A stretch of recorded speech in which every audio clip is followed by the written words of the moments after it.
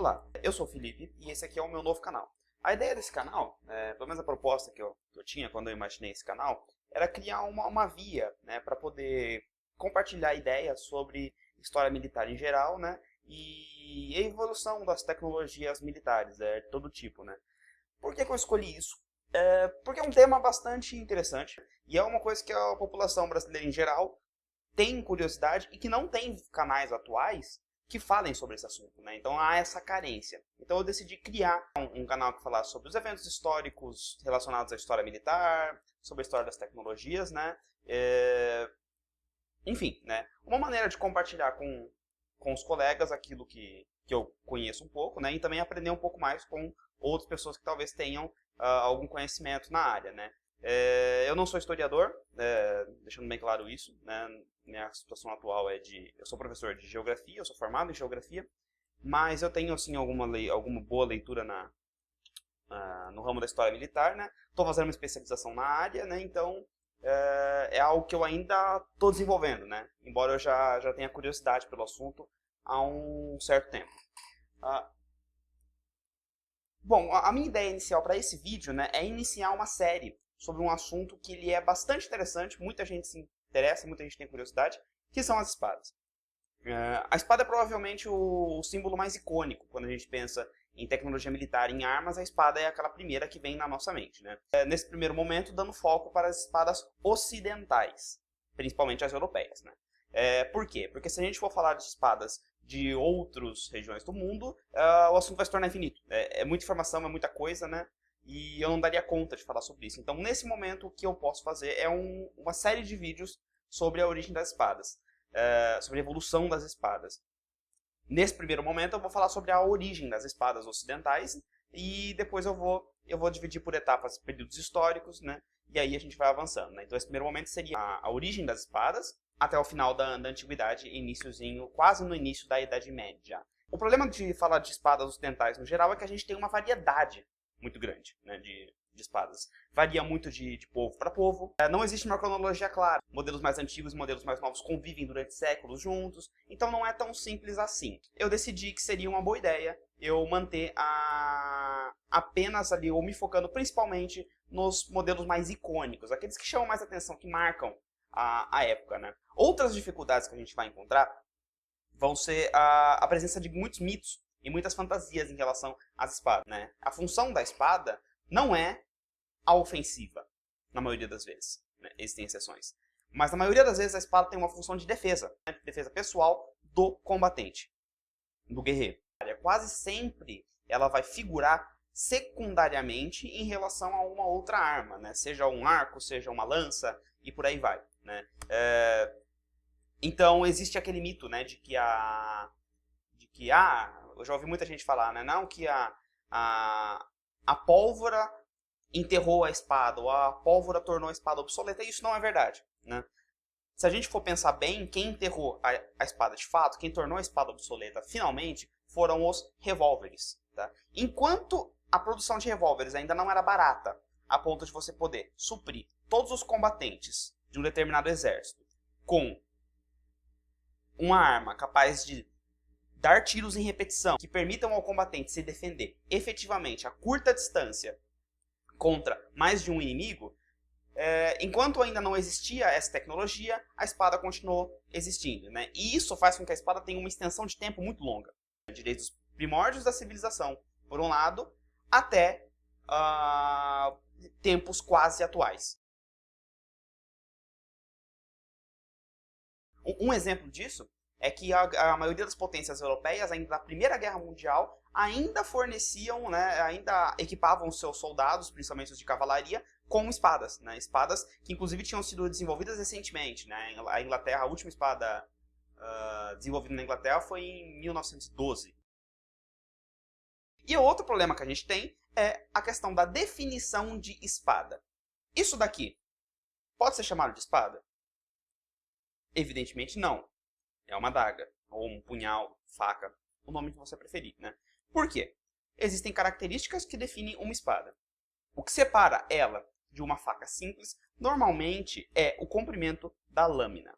O problema é, a partir de que momento algo deixa de ser uma adaga e se torna uma espada? agora ficou mais complicado.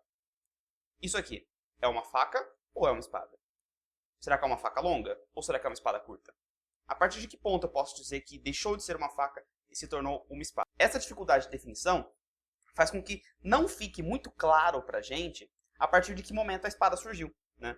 Porque a espada ela se desenvolveu a partir de outras ferramentas, certo? Principalmente facas, mas não apenas facas, né? Como eu vou falar adiante, existem espadas que se desenvolveram a partir de outras ferramentas diferentes da faca, como foices e machados, né? Mas tudo indica, né? Existe uma graduação, né? As adagas, principalmente, vão ficando cada vez mais longas e até que chega um ponto em que você não sabe mais dizer se são espadas ou facas, né? Mas, de uma forma geral, a gente diz que a espada surge a partir do momento em que o homem tem condições materiais e domina tecnologias suficientes para produzir lâminas com o comprimento típico de uma espada. Você pode fazer uma pequena faquinha de cobre, por exemplo, que foi o primeiro material metálico que o homem dominou. Mas você não pode fazer uma espada de cobre, porque ela vai se torcer, ele é muito mole. Então, a gente pode dizer basicamente que as espadas surgem a partir da idade do bronze. O bronze ele é uma liga metálica baseada em cobre com outras, né? Você tem o bronze, tem o latão, né? Que seria estanho, zinco. Mas seria uma liga metálica de cobre com outro metal que dá a ele características que o cobre não tem. Então ele é mais duro do que o cobre, ele tem mais resistência, ele é menos mole, né? Menos dobrável do que o cobre, né? Existem exceções, né? O mais conhecido é o caso da professora Marcela Frangipane, que encontrou lá na Anatólia, na Turquia, uma série de pequenas espadas, né? Como vocês podem ver aqui na imagem, que são datadas mais ou menos do período de 3.350 a.C., né? Seriam as espadas mais antigas conhecidas, né? Ela fica ali bem no limiar daquilo que seria considerado uma faca longa ou uma espada. Existe um certo consenso entre os historiadores que essa seria provavelmente a espada mais antiga. Ela é feita numa liga de cobre e arsênio, né? No caso, o arsênio foi usado para endurecer o cobre e dar a eles propriedades suficientes para que ele fosse usado como em uma lâmina um pouco mais longa, né? Mas isso são exceções, né? A popularização das espadas como arma, de fato, ela vem só mais ou menos 1800, 1700 a.C., né? Quando a fabricação de bronze já é um pouco mais fácil, um pouco mais conhecida, né? Já se difundiu um pouco mais e já se barateou um pouco, né? Já não é mais um item raro, a espada começa a se popularizar, se tornar mais comum. Vou colocar aqui uma imagem de algumas espadas típicas da Idade do Bronze. Vocês vão perceber que a maioria delas são planas, né? Com duas lâminas e aparentam ter se desenvolvido de facas, adagas e similares, né? Reparem que o punho dela é fundido numa peça só e ela não tem uma guarda. Ela não tem nada que proteja a sua mão de caso escorregar e acertar a lâmina.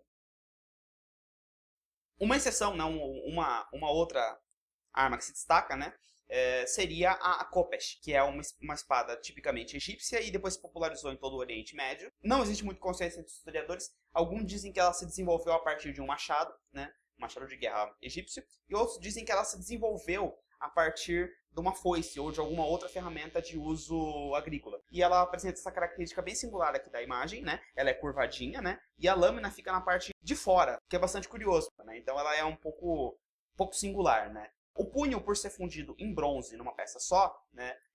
Ele tem essa característica meio grosseira. Provavelmente, né? A gente não tem certeza disso, já vou falar por quê, mas provavelmente os povos que utilizavam essas espadas envolviam o punho dela em pequenas tiras de couro, né, ou talvez algumas talas de madeira.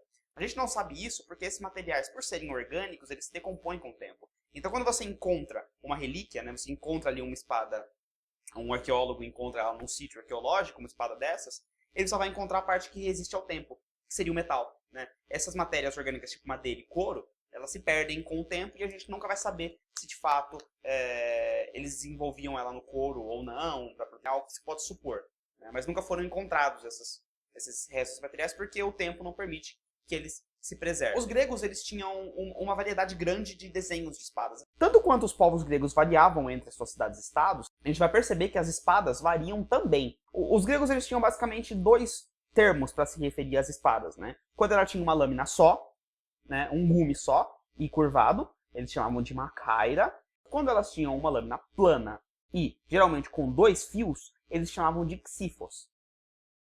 Os povos gregos costumavam lutar em formação cerrada, naquilo que a gente chamava de falange hoplítica, né? E os espartanos foram provavelmente o povo que levou ao extremo essa tática.